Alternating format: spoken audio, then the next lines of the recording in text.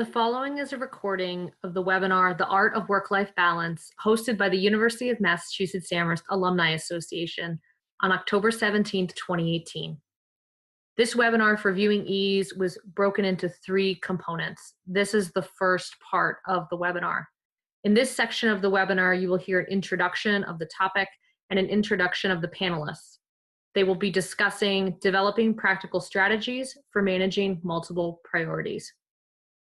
The University of Massachusetts Amherst Alumni Association, the team of us today that are here on the technology piece hosting you is me.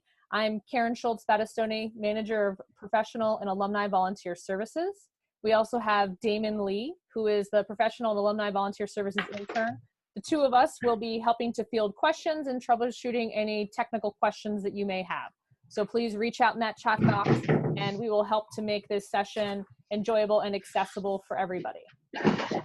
So now I'm going to turn it over to Melanie De Silva, and she will begin by introducing the session and then getting to who all of our panelists are. So take it away, Melanie. My name is Melanie De Silva, and I'm the host of this webinar this evening on work-life balance. I'm absolutely thrilled to be here and that you're here. This is an issue that we all struggle with and we're all dealing with, including our panelists. So I'm really excited that we have an amazing, honest, community-oriented group of panelists here with us tonight to share and learn.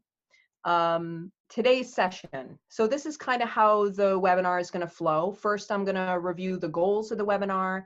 Then I'm going to talk a little bit about communication, how we can communicate with each other to support each other in this webinar. The panelists are going to introduce themselves, and then we're going to tackle one goal at a time. And at any point in this webinar, you can feel free to ask questions. The webinar goals.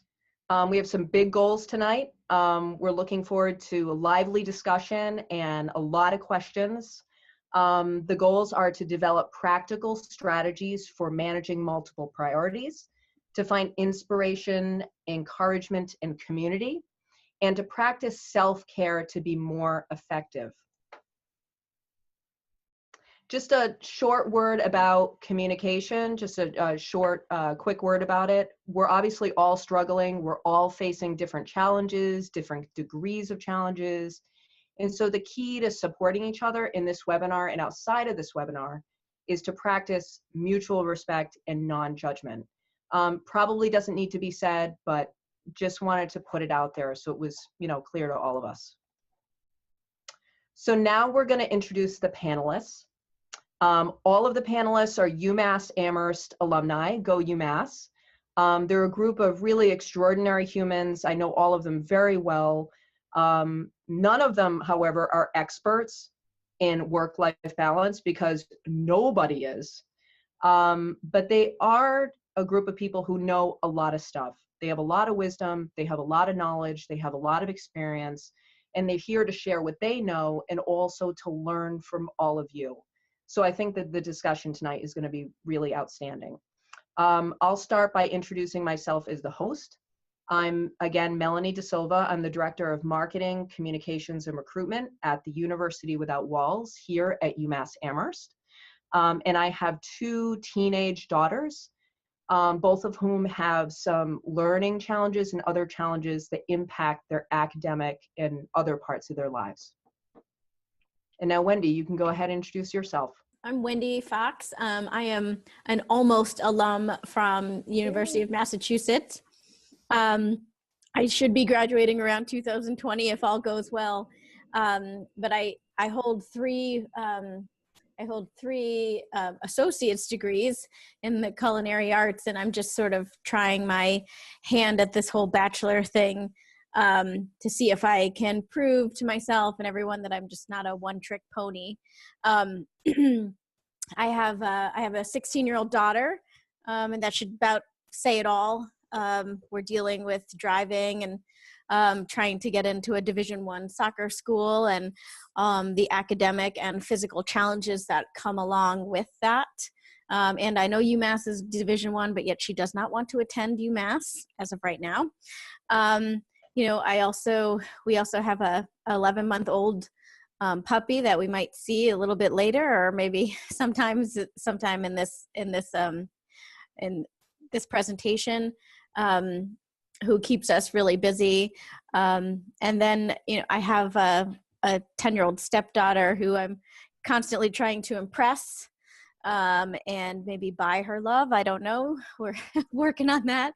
And an incredibly strong and exemplary partner that you know, keeps pushing me every day. So that's me in a nutshell as of right now. Oh, I forgot to say, I'm the retail manager of in UMass Dining. So Excellent. Thanks, Wendy. forgot that. And thanks. And next is Jen Lobell Strong. Hi guys, I can't see if I'm actually on. You guys see me? Oh, there we go. Nice to see me. So I'm Jen Lobell Strong. I work as the development director for Big Brothers Big Sisters of Hampshire County. So I do fundraising, event planning, and I work full-time. So I also am a single parent, although I'm happily repartnered. I have 2 kiddos, and they are 10 and 7 years old. My partner also has children, so I'm also, like Wendy, balancing those relationships and eager to get to know my partner's kids better and support them as well. So I thought I'd mention some of the things I'm balancing, since that's what we're talking about. So in addition to being a mom of 2 little boys and a partner, I'm also balancing getting into my career. I was a stay-at-home mom for a really long time, so I'm balancing getting back into my career and my goals for that. I am also, my kids also have special needs, and I balance that a lot. So that's a bit about me. And I think one more thing I wanted to add was that in all that, balancing self-care. So that's me. Okay, Lisa, you're on. Thank you. Can you hear me? Mm-hmm. Excellent. I'm Lisa Modinos. I'm faculty here at the University Without Walls at UMass. I'm neighbors to Melanie right next door. Hi, Melanie. And I'm balancing working and advising, and I have a 5-year-old child who's part orangutan, and a dog who's just, there she is. There they are. Who's not a puppy, but she might as well be. And my little one also has autism, so we balance or try to balance the varied things we have to do in relationship to his special needs in school and IEPs and everything else. And for no reason whatsoever other than adding more to the chaos, I decided that we should renovate our kitchen. So we're doing that. And that's me. I have my PhD in anthropology from UMass, and also lead the first gen adult group for UWW to help our adult students who are also first generation. Orlando, you're up. My name is Rolando Ramos. I'm a single dad raising a 14-year-old daughter. She's an entrepreneur. She's a basketball player. She runs track for her school. She keeps me busy. I work full-time for the state senate, and I also serve as president of the Springfield City Council. In my 3rd term on the city council, 2nd term as council president. Own some real estate businesses on the side. Being a landlord is a headache. I wouldn't recommend it to anybody. And I'm also working on my MPA. I'm 1 semester away from earning my MPA. And if that wasn't enough, my daughter just made me get one of these.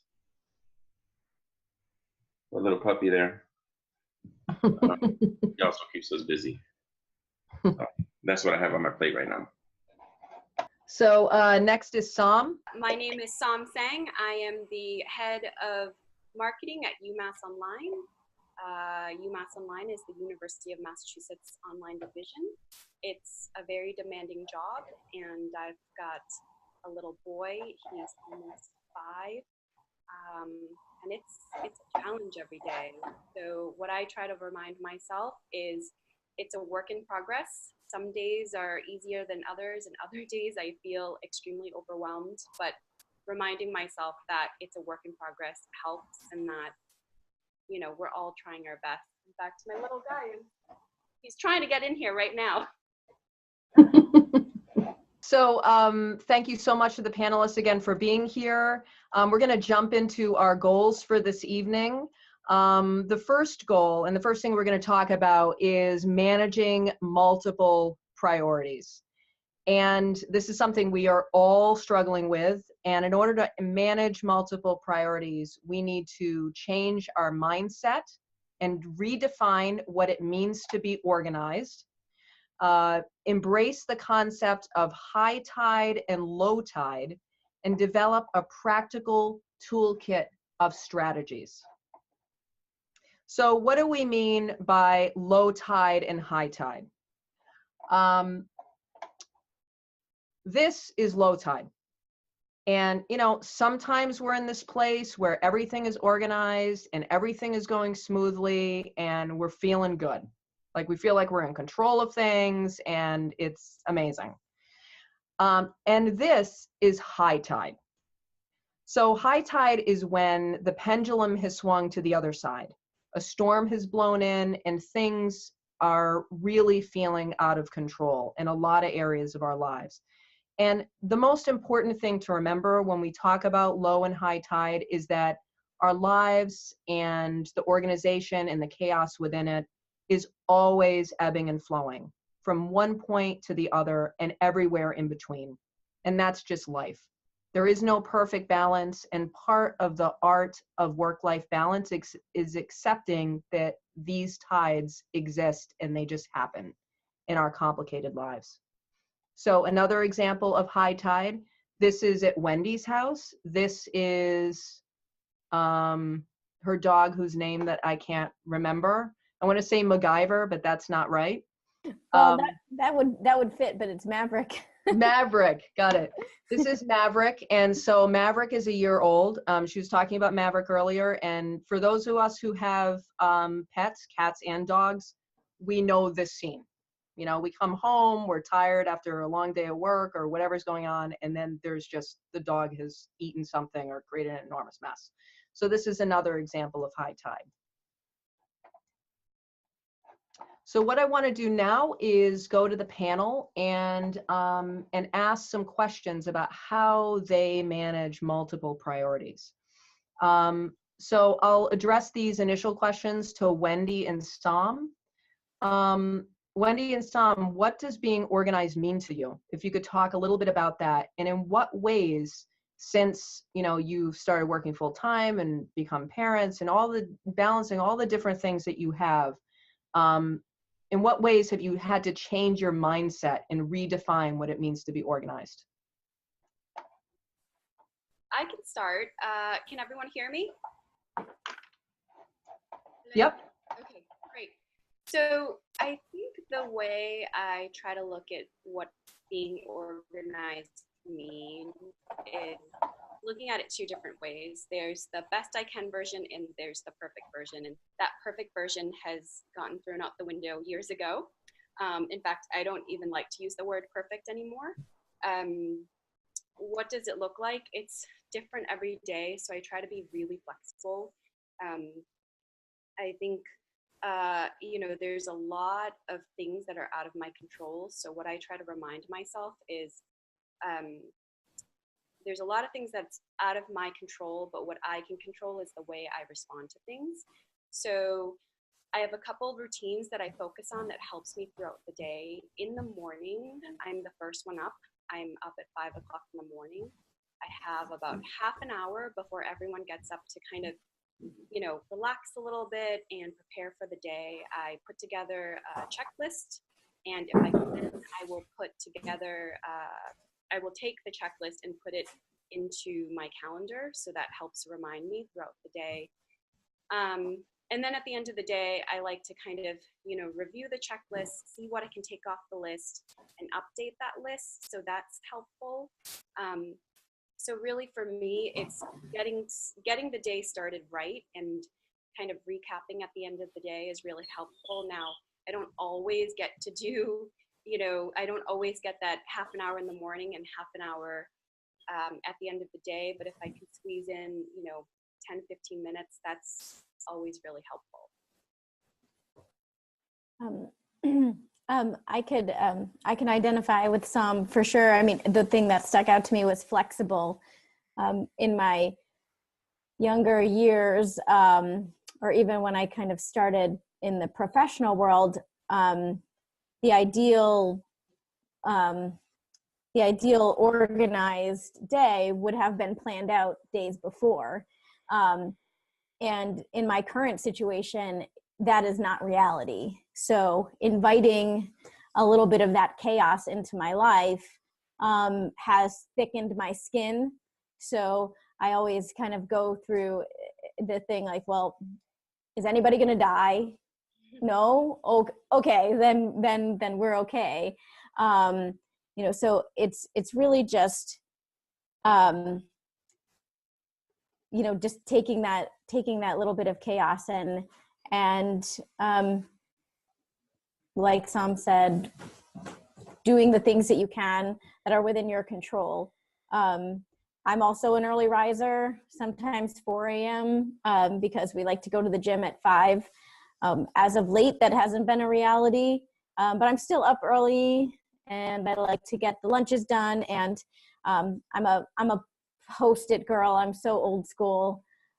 So reminders in my phone, if it's something calendar related, but if it's just a general Wednesday task list, I will just write it down.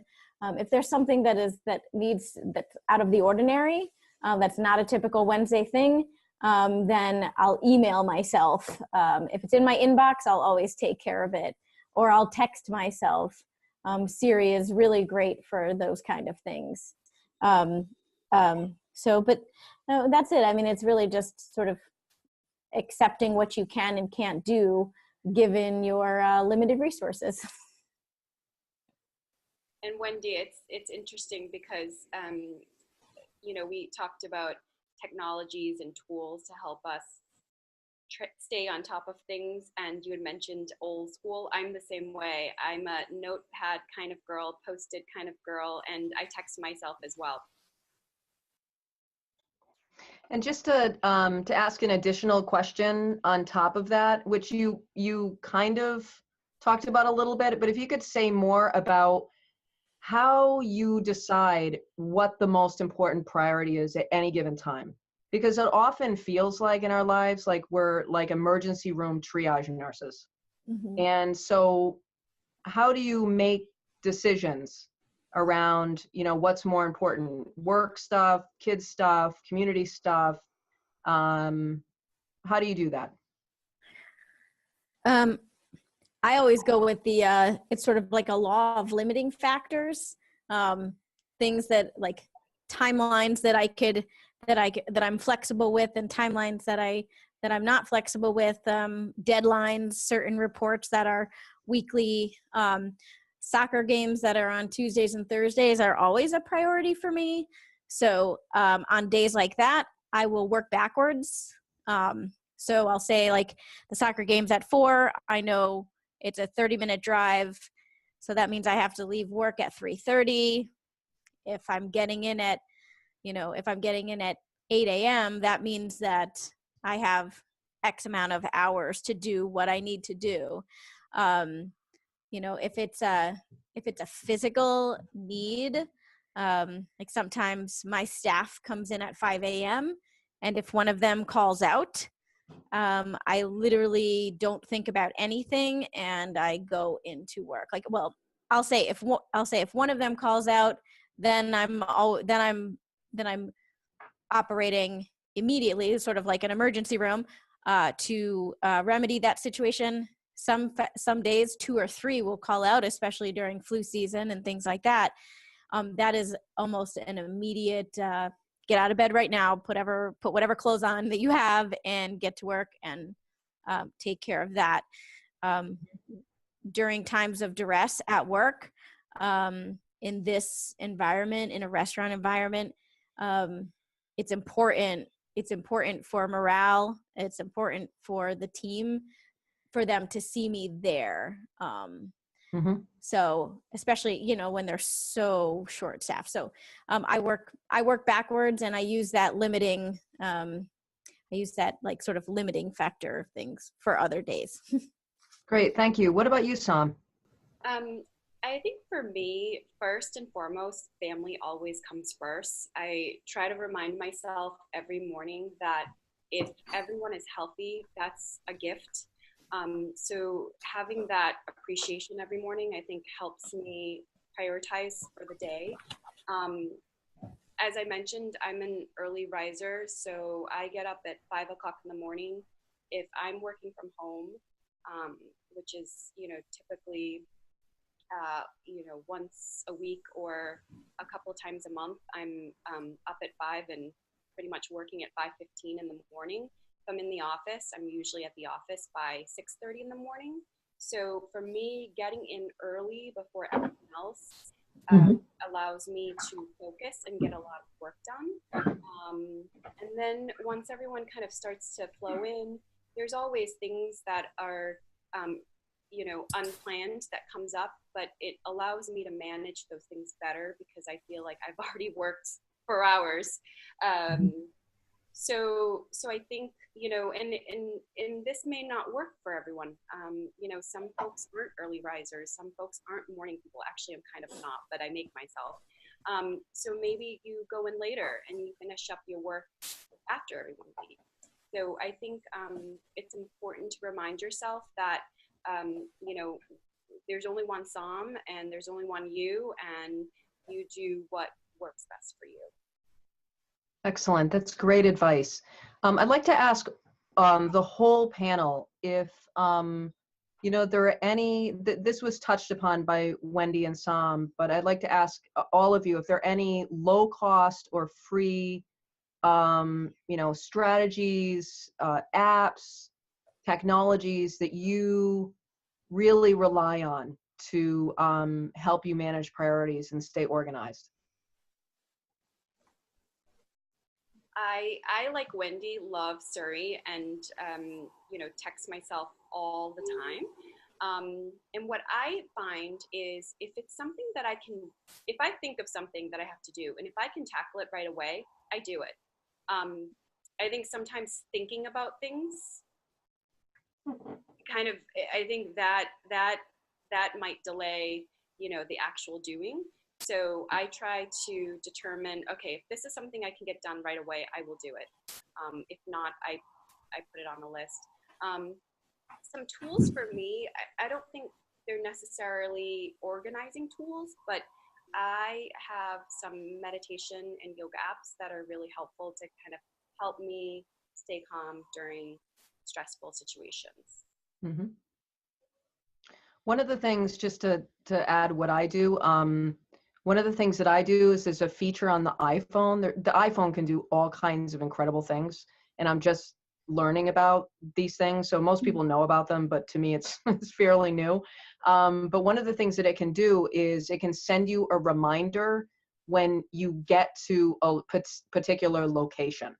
So if I'm, about to go to work and I know that when I get to work, I need to call the doctor's office or I need to, call the vet or something like that, then I can set it so that when I get to work, an alarm will go off and it will remind me that I need to do these things.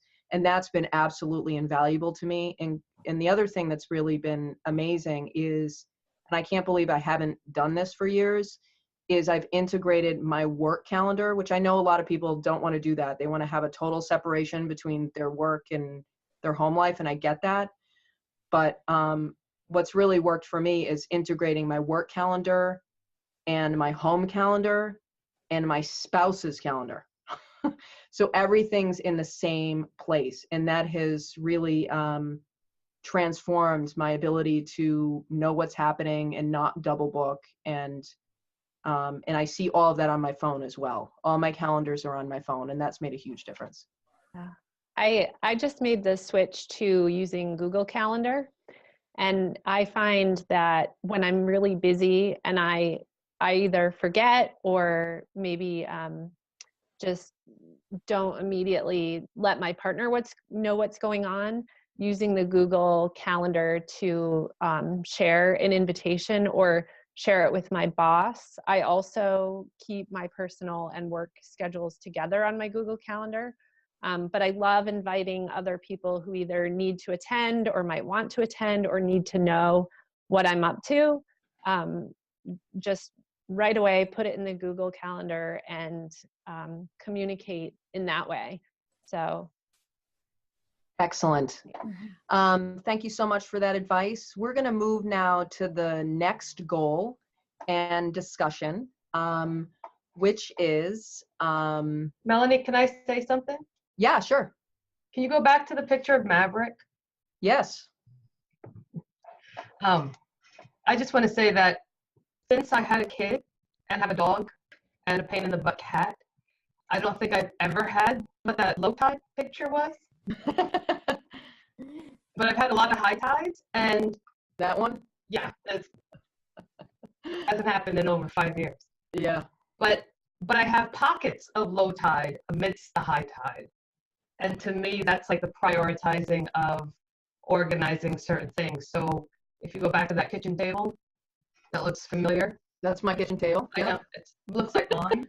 But on mine, in one corner is actually where I have my laptop and my work stuff and my billing and that kind of stuff. And that's completely like pristinely organized amidst the chaos. So I have like pockets of low tide within the high tide, which I think is a good reminder that it doesn't have to be all or nothing. Right. Like if your house looks like this, everything is a disaster. You can kind of, pockets of some things staying organized, and that's the prioritizing of things, especially if you have an orangutan, a dog, and a cat. So I just want to add that before we move on. Thank you so much for adding that. To continue the webinar, please go to section 2, where they will discuss the topic, finding inspiration, encouragement, and community.